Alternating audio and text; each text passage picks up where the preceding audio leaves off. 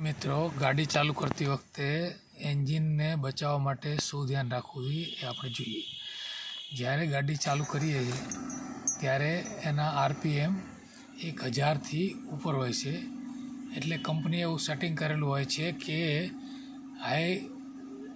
High RPM ઉપર ગાડી ચાલે એટલે એન્જિનના તમામ ભાગમાં ઓઇલ પૂરતું પહોંચી જાય સ્પીડી અને એન્જિનને ઘસારો ઓછો પડે.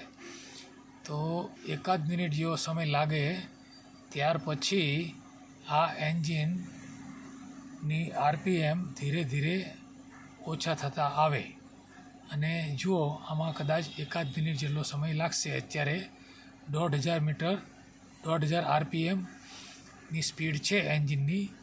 તે પછી ધીરે ધીરે ઓછી થઈ અને 500થી 1000ની વચ્ચે આવી જવી જોઈએ. ત્યાર પછી જ ગાડીને આગળ ચલાવવાનું ચાલુ કરવું જોઈએ.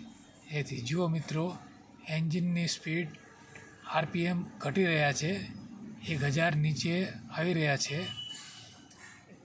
ઘટતા આરપીએમ 500થી 1000ની વચ્ચે સ્થિર થઈ જશે. ત્યારબાદ જ એન્જિન ચાલુ કરવું જોઈએ, જેથી એન્જિનને વધારાનો ઘસારો ન લાગે અને એન્જિન લાંબા સમય સુધી સારું રહે. Thank you.